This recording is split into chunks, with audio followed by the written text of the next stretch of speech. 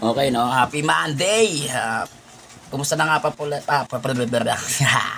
kamusta nga po pala yung mga taga ARCC sa Jubil at saka dyan sa Jawaima, lalo-lalo na kay um, Ginoong Peter Lombos, yung isa pinakamalupit na tawag dito, um, orientation manager ba tawag doon, o resource person. Yan. Naalala ko dati nung nandiyan pa ako sa Jubil sa Saudi. Marami ako natutunan sa tao na to. Napakahusay ng mga payo at paalala niya kung paano magtatagumpay sana doon sa ARCC, no. Kaso sadyang hindi para sa atin yung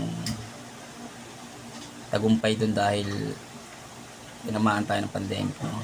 Tapos sunod-sunod pa yung mga struggles in life, mga burdens at kung ano-anong mga sigalot sa buhay. Pero okay, nakasurvive tayo. Salamat sa Diyos, no? Salamat kay Allah. Yan, ang natatandaan ko kay Peter Lombos doon sa ARCC, no? Yung binigyan niya kami ng ng illustration na dalawang box na merong arrow na diretso.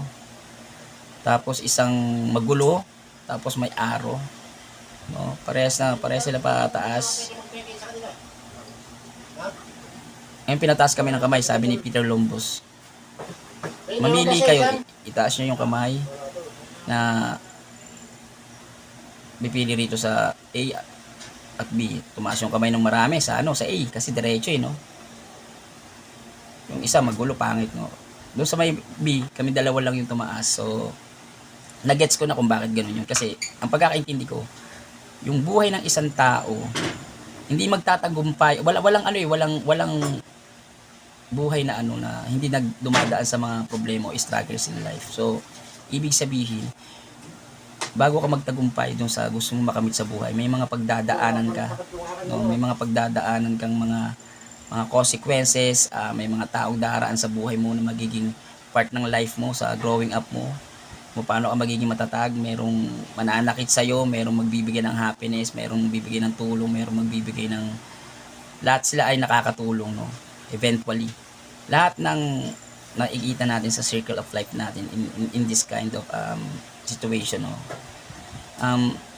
Wag nating isipin na porque nasaktan tayo ng isang tao, hindi sila nakatulong sila na patibayin tayo. So yun ang nakikita ko doon sa mga actually, may pangarap sana ako dati na gusto kong kopyahin yung ni Peter Lombos. Gusto kong maging resource person. Gusto kong makatulong dun sa mga taong mabigyan sila ng hope. Yung hope na pag-asa, no. Bigyan sila ng ng enlightenment, no, based on my experience. So ako hindi ako matalinong tao. Natuto lang ako sa karanasan o yung tinatawag na paranas. No, may mga paranas tayo sa buhay, no. Mga paranas naman, toinks. Yung paranas yun, sige, pag-gawin natin yan. Yan, so ibig sabihin, back to tayo, no, sa may pagiging seryoso. Wag nating sisisihin ang kahit sino, no, kung nasaktan nila tayo. Ang importante diyan yung relationship natin sa Diyos, tsaka yung sarili natin, yung tinatawag na self-loving, no. Tinuturuan tayo na i-value natin yung sarili natin mostly, no. Huwag nating hayaan na kung mahal natin ang sarili natin, huwag nating hayaang saktan tayo ng patuluyan o abusuhin. Hindi natin kailangang makipag-battle o pumatay o para gumanti, hindi ganoon. Iwasan natin yung mga ganung taong, mga ganung klaseng sitwasyon o mga toxic people, no, na alam natin na naaabuso na tayo, no. Pero mangyayari yung mga ganyang bagay kung meron tayong guide ng Diyos, kahit hindi naman tayo active sa church or sa mga kung ano-ano. Pero ang isa sa natutunan ko sa sinabi ni Peter Lombos, yung Bible is yan ang giya ng tao, guide yan, no.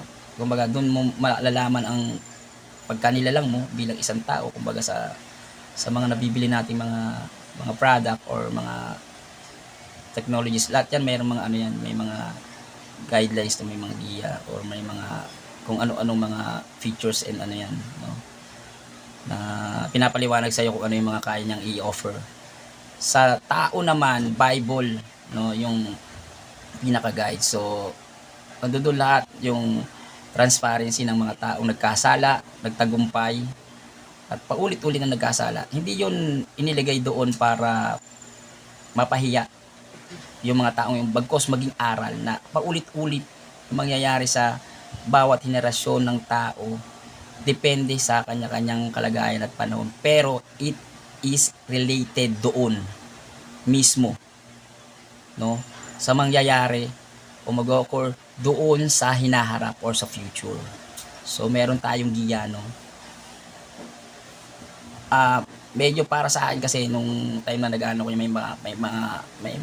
may mga contradict, no, pero para pala hindi mag-contradict yan, wag mong ikumpara yung binabasa mo na Old Testament doon sa New Testament, no. Basahin mo ng buo yung chapter, wag mong puputulin para maintindihan mo kung saan kalagayan o panahon yung pinag-uusapan. Wag mong itatalon doon sa future, no. Sinasabi mga wala ko garo ng mga parang ginawa ng pinakbet na halo-halo ganyan-ganyan, no? Mga chapsuy na ang dating, no? Parang hindi tayo maligaw. So, yon, masarap maging malapit sa nature. Unang-una para kasi dito sa kalakaran ng buhay natin, napaka-congested, no. Unang-una yung pag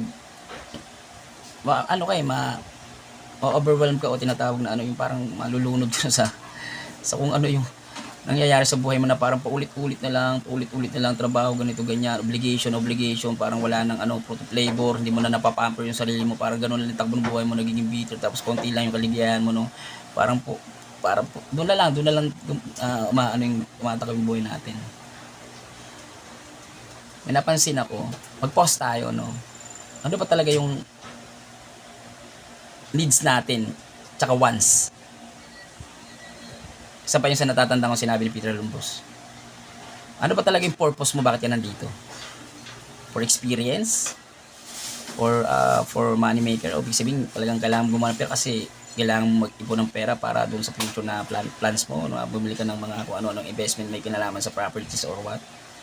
Tinuturuan niya kami kung paano magsubi ng pera o wag masyadong bili ng time na yun.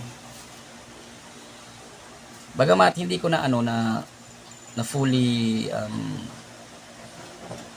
yung benefits niya, no, yung nangyari dun sa pero nagpapasalamat ako sa EEI Corporation at sa Yushchenko Group of Company kasi yung imposibleng makapag-abroad ako kasi ang hirap dati mag-apply ng Saudi dahil dyan sa GAM ka, may kinalaman sa medical, napakahigpit, no. Wala palang katotohanan yan, no. Si EEI walang posible, no, kasi ito yung sa isang mga nabuo kong sa ni EEI, no. EEI Corporation, impossible makes or make possible. Tama ba? Yung imposible kaya niyang gawing posible. Tama ba? Kasi katulad ko, meron akong history ng ng lung scar o tinatawag na fibrosis kasi nagkaroon ako ng PTB way back 2004. Nagamutan ako sa center, nagkaroon ako ng gano'n ng pero sabi nila pag meron kang ganyang scar is hindi ka makakapag-abroad. Na hindi naman pala totoo. Kagagawan lang yun ng mga agency na kung ano-anong napakataas na mga criteria na hindi naman talaga kailangan yun. Hindi totoo na pag pumunta ka sa Saudi is babalik yung sakit mo, ganyan-ganyan, bla bla bla bla. Hindi totoo yun. At take note, no, doon sa lahat na magpipidos, pag naka-sit in kayo ron, i-analyze, internalize yung lahat ng sinasabi na kung kailangan mong i-record yung mga pinag-usapan kasi bakit accurately 100% yung pinapayo nila is totoo. Kasi ako mismo sa sarili ko, naranasan ko yung sinasabi nila ay talaga namang totoo. Pag hindi mo sinunod yung payo nila, ligwak ka, tigisay ka. Yung pagsisinungaling, tuturuan ka nila magsinungaling, hindi para mapasama. Kailangan mo magsinungaling na huwag ka magdi-declare ng kinikita mo ron kasi bakit? Pag hindi ka nag-ipon sa sarili mo, at the end of the day, ikaw ang kawawang gawa. Kawawa ka sa ginagawa mo. Yung pagiging bayani, hindi magiging maganda para sa yun. Kasi bakit? Yung sinasabing OFW, bayani, kawawang gawa, patay tayo dyan. Dapat, kung sino yung mismong nagtatrabaho, siya yung mas mag-fully benefits ng kanyang kinikita. No? Sana baguhin natin yung ganung klaseng mindset na kaya lang ako nagtatrabaho kasi may obligasyon ako eh. Because I have obligation, I have this kind of situation, ganyan-ganyan, di ba? Paano ka naman na nagtatrabaho? Paano mai-enjoy yung trabaho mo kung ikaw mismo pasakit para sa yung trabaho kasi yung kinikita mo hindi napupunta para sa iyo. Napupunta doon sa obligation na burden, pabigat sa buhay mo. Para ma-enjoy mo yung trabaho, kailangan kada kikita ka, makabili ka ng little gift para sa sarili mo. Yun ang sinabi sa amin ni Lumbos Tito Lumbos. Little gift para sa sarili mo, para ma-enjoy mo kung paano ka nagkakaroon ng, ma-inspire ka sa trabaho. Dahil nagkakaroon ka ng pakinabang mula rito.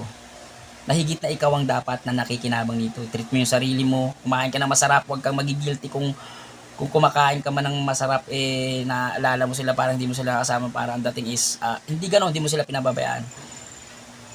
Pinapamper mo sarili mo, binubus mo yung sarili mo para mas lalong higit kang maging productive sa trabaho. Because ikaw mismo sa sarili mo is nagbe-benefits ng iyong kinikita. So, hanggang dito lang muna ako. Ang dami ko ng daldal. Maraming salamat. Peace out. Hindi peace out to na peace na na kapayapaan. Yung peace out, ibig sabihin yung na mata.